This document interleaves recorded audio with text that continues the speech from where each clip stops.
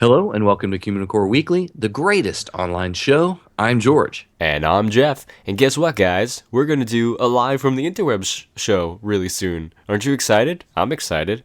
Ooh, are we celebrating anything specifically, or? We're going to celebrate our 61-week anniversary by the time we do the live from the interweb show. So that's the reason we're celebrating, right? Wow, what do you get somebody on their 61-week anniversary? I think that is the unobtainium anniversary. Tanium. Nice. No, wait, So, 38-week anniversary. I think I said it was unobtainium. Well, we'll just say it again. That's fine. well, might as well. I mean, we're going to have to do something with all that unobtainium from the Animal Kingdom gift shops. Yeah, The I mean, it's just going to be sitting there for a while, so. high shelves, maybe? Yeah, sure. Sorry, little kid, you can't get that. That's why they call it unobtainium. Yeah, very good. No, it's terrible. It is. That's okay. So, any more details about the show, or just pay attention to our Facebook page? We're gonna do it on Monday, March 11th. It's gonna be live on the internet, and it's gonna be at 9:30 p.m. Walt Disney World time and 6:30 p.m. Disneyland time. So And that's all in the Eastern. middle, they have to figure it out themselves. Yeah, because we don't live in the middle, nor do we know anyone in the middle. I'm sorry. So Theme parks in the middle of the country, so does it matter? listen, I'm not really good at the whole time zone thing. My head hurts just talking about time travel to begin with. So, 9:30 Eastern or Walt Disney World, 6:30 Disneyland time. Good enough for me. We're gonna do it on live stream, so you guys can actually interact with us as we do the show. So we have a live stream channel. It's at livestream.com/Communicore Weekly. You can sign up. You have to actually sign up if you want to interact in the chat room with us. So while we do the segments, you can interact with us, and we can interact back with you. I think that'll be fun But that's scary.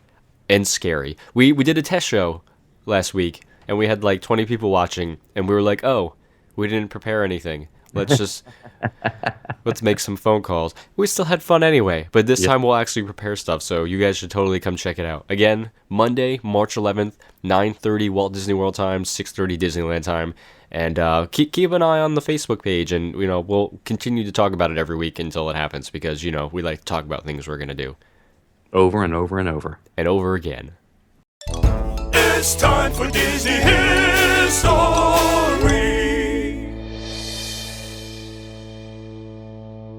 So Toy Story is one of those films that some of us quite literally grew up with. We aged and developed at the same time as Andy, the child in that film, and we really felt every emotion he did connected with his toys over the years. And I'll definitely admit that when he passed his beloved toys on at the end of the third film, it was like one of the most heartfelt, emotional moments I ever watched, and I cried. So sue me, okay?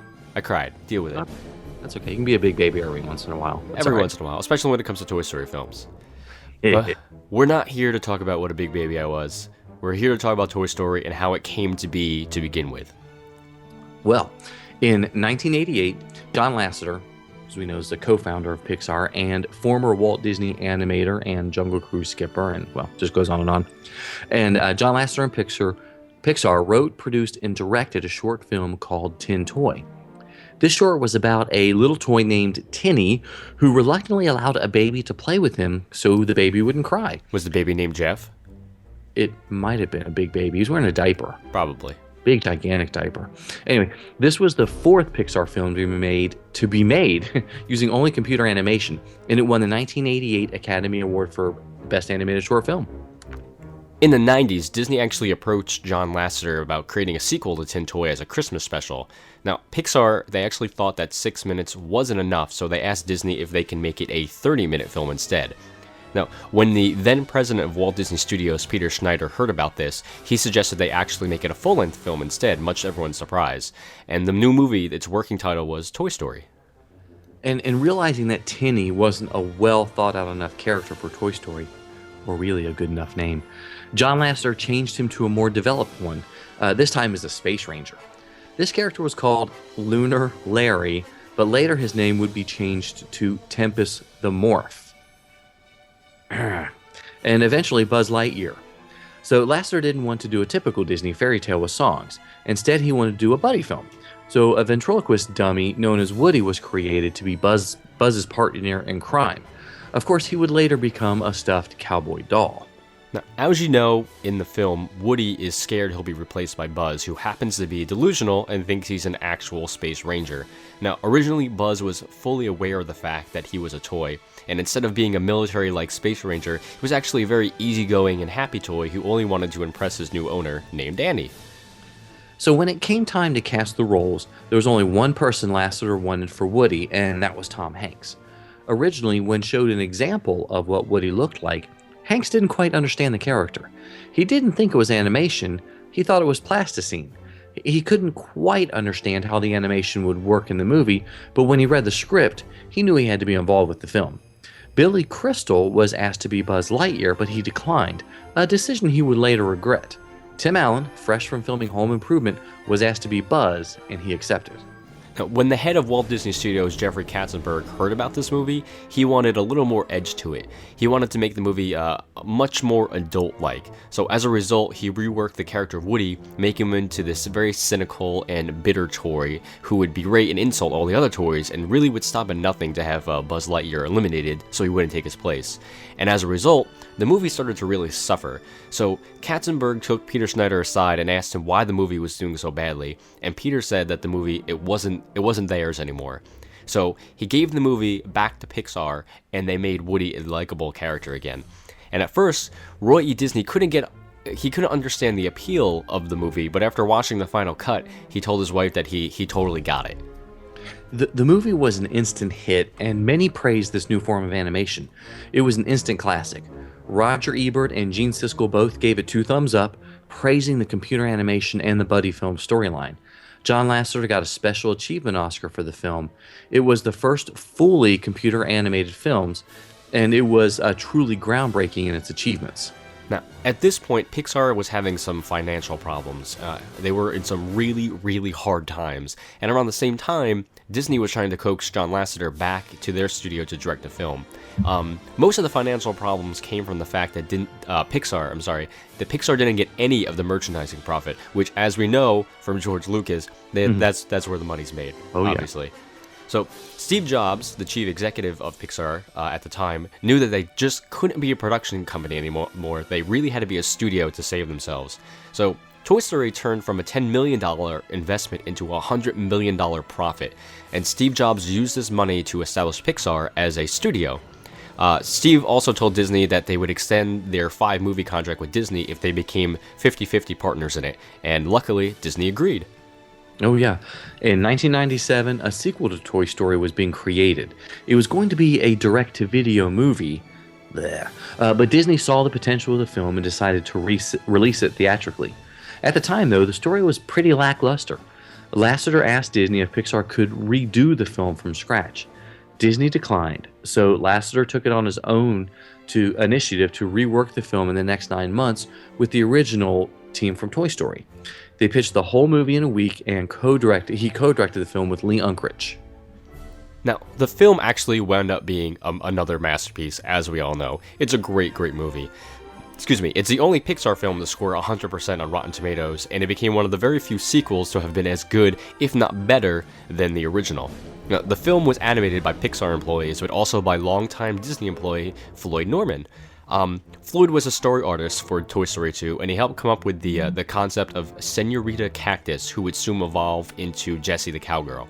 Now, Jessie was one of the most important characters in the film because of her past. She was forgotten by her owner, Emily, after she grew up, and because of this, she wanted Woody to stay with her, and Stinky Pete and Bullseye, and not really wanting Woody to experience the same pain that she went through with Andy. So even though Tom Hanks and Tim Allen knew everything about the film, when they sat down together and watched the movie for the first time, they absolutely bawled during Jessie's flashback scene, which is one of the most heartwarming parts of the entire film. The movie Toy Story 2, it really defined who Pixar were. It said that the important thing wasn't the idea, it was the people behind it. And knowing this, Steve Jobs was actually a little worried that Pixar would divide into company divisions, and he knew that separating people like that was a bad idea. So he wanted one roof for all the employees, so he used his massive amount of money to create this new animation studio building to keep everybody together. And the new Pixar Animation Studios was built, and it represented the imagination inside children, and allowed each office that everybody had as an empty canvas for the employees to do whatever they wanted with it to make it their own space and their own creative, creative office space. By 2004, Pixar's relationship with Disney had soured over the argument of whether Toy Story 2 was one of the films included in the 5-movie contract. Michael Eisner wanted to create another sequel to Toy Story, but the people at Pixar refused to cooperate. They knew that if a sequel was to be made, a great story had to be made. They had not come up with a good story at that point, and Eisner didn't care. So he went ahead and formed a division of Disney called Circle 7, which exclusively made Pixar sequels. Pixar was horrified. They felt that the original creator should carry on the sequels. Ed Catmull, co-founder of Pixar, said that it was like turning your baby over to someone else. Thankfully, Eisner resigned in 2005, and Circle 7 it just died out. And then the new CEO of Disney, Bob Iger, he purchased Pixar outright in 2006, and John Lasseter became the new Chief Creative Officer of Disney. Now, because of these newly improved relations, plans for Toy Story 3 got underway. And when Eisner was in charge, the film was actually going to be about Buzz Lightyear malfunctioning and all the Buzz Lightyear toys being recalled back to Taiwan, and the rest of Andy's toys had to go there to rescue him. But after the purchase of Disney, the film completely changed. It was written by Pixar employees Andrew Stanton, who directed Finding Nemo, and Michael Arndt. And all the original voice cast from the first two films that came back for this one, with the exception of Jim Varney, also known as Ernest P. Worrell, who unfortunately died of lung cancer in the year 2000. He was replaced by Blake Clark, who was actually a good friend of Jim's, and he almost sounded exactly like Jim Varney, so that worked out pretty well. Now, this film was to be the end of the Toy Story saga and allowed people who watched the first Toy Story as children to reunite with their own childhood one last time before growing up with Andy. It's a great ending to a great saga, and this film was the ultimate nostalgia for many people who saw it, and I loved it. And you know what? I hope they keep it that way. Even though you cried. I definitely cried. I think a lot of people cried. Yeah. Did you cry? What? What are we talking about? Isn't it time for my book of the week? Fine. He's a nerd, he's a geek, but we all like to hear him speak. So listen up to the words from his speech. It's George's book of the week. Jim Henson, The Works, The Art, the Magic, the Imagination by Christopher Finch. This is a 1993 release that was published a few years after Jim's death. I've always been a huge Muppet fan, and when my wife ordered this book, I tore into it.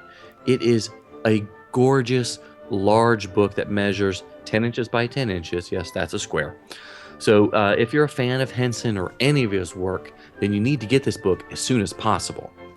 End of review.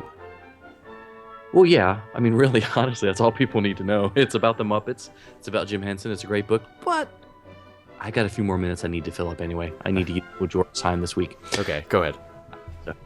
So there are a few more things to say about the book. But it's going to be pretty apparent that this book is a must-have. Christopher Finch is the author, and you might recognize him as the author of the Art of Walt Disney book. The Henson book is similar in that it is very well researched, written, and presented.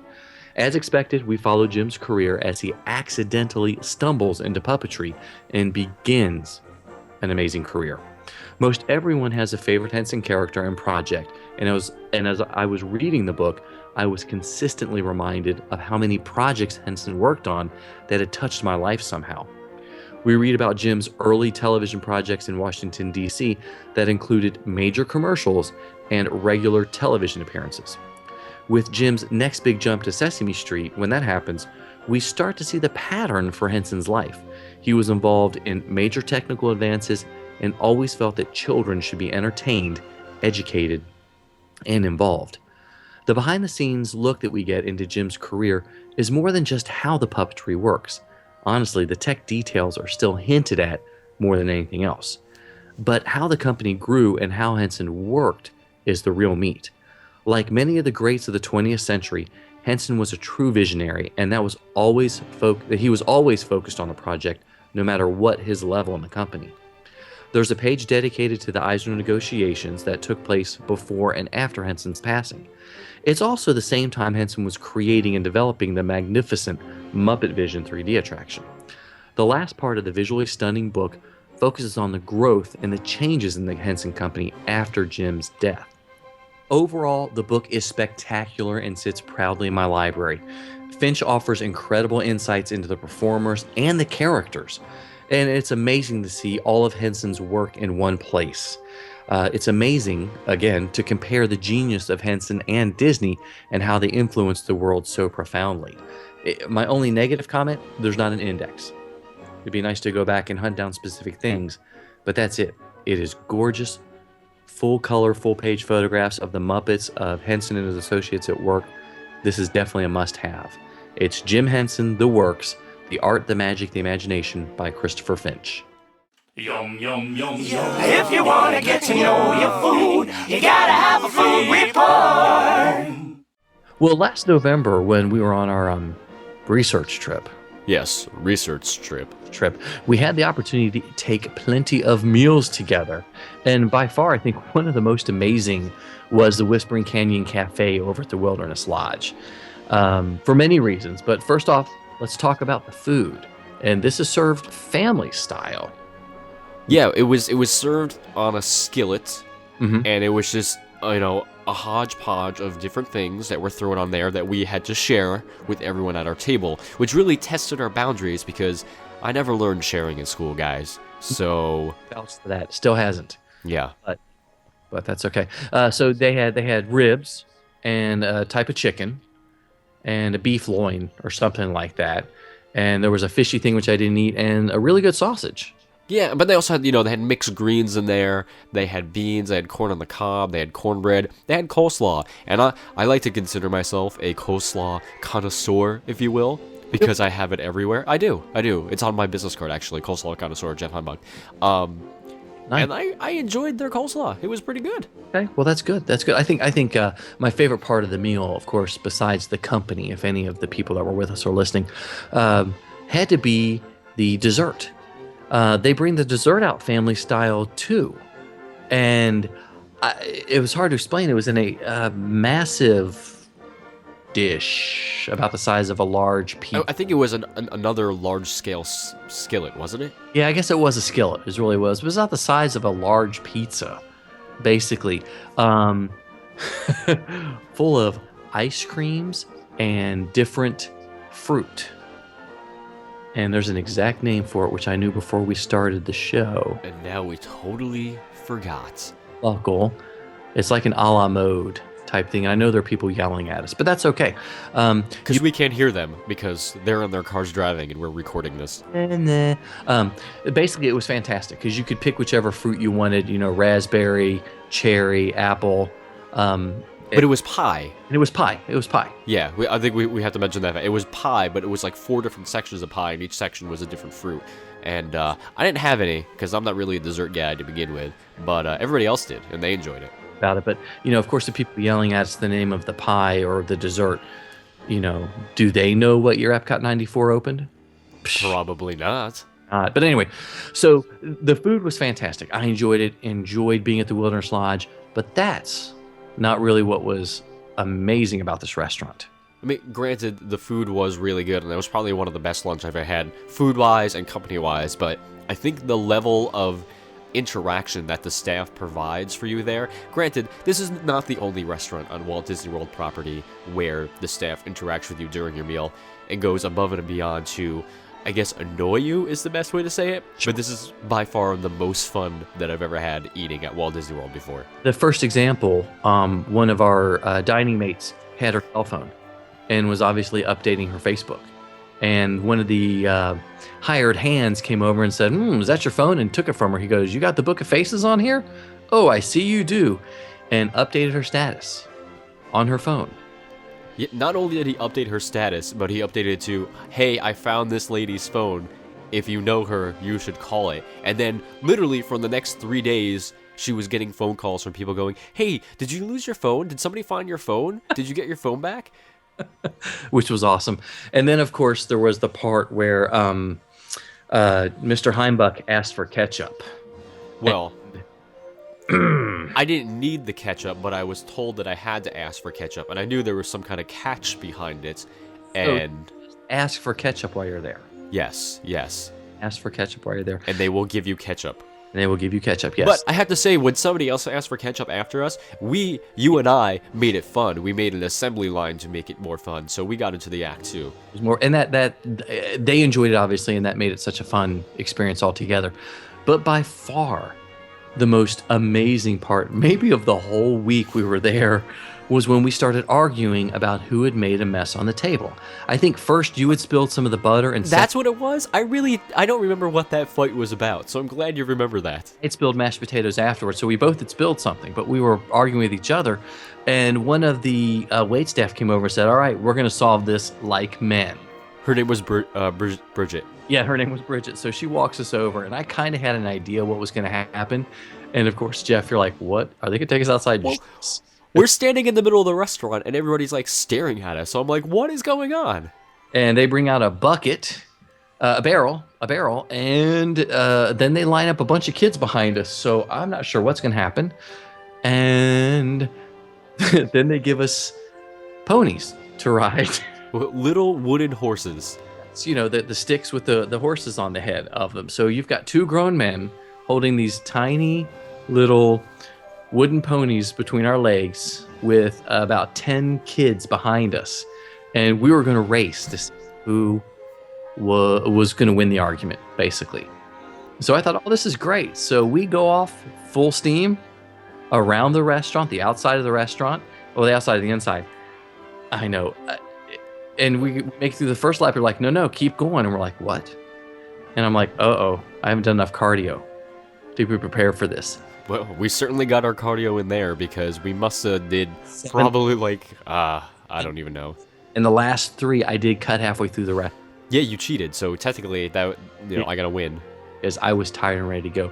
But it was a fantastic thing. And what made it so much more fun being at the Whispering Canyon was interacting and playing with the staff, the wait staff. They were awesome. They were loud. They were obnoxious. They were just like two podcasts we know.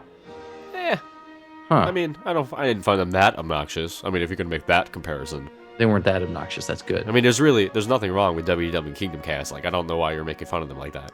There's like 4 hosts or 5 hosts there. I meant 2. Oh, okay. Okay. I guess it comes down to, that was the first time you'd ever eaten there. And it'd been a few years since I did. Would you make the trip all the way to the Wilderness Lodge to do that? Absolutely. I would do it again in a heartbeat the next time I'm at Walt Disney World. I'm going to demand that I eat at that restaurant because I think I'm going to bring Alex, and I think Alex is going to enjoy it, and I'm going to make him ask for ketchup. I'm going to make him argue with someone about something just so he has these experiences too, because it was great. Awesome. So 2 thumbs up?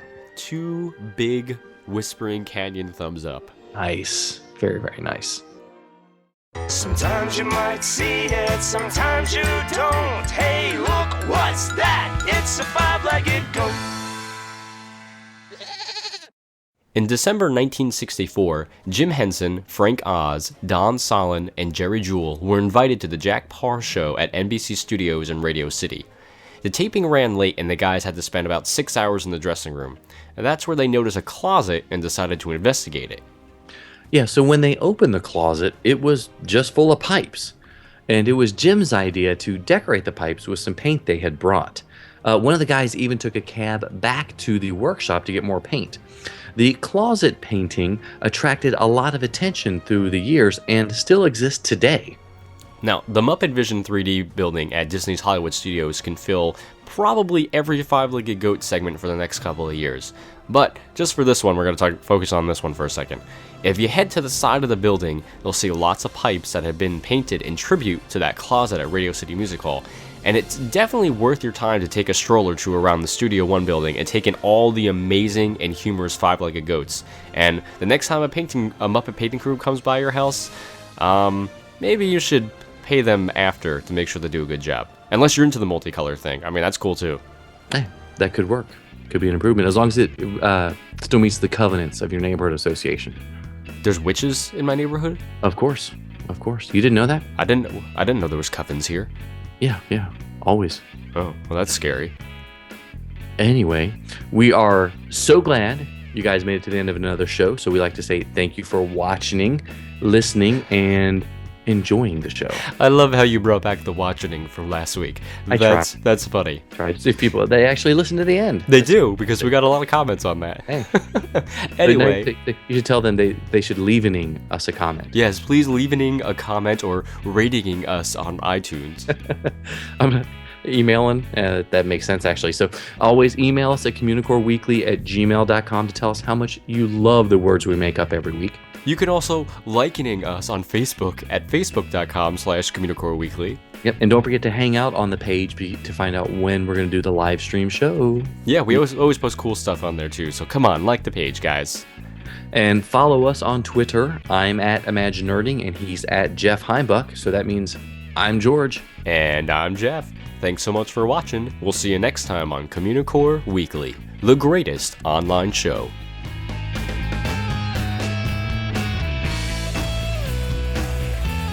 Maroon.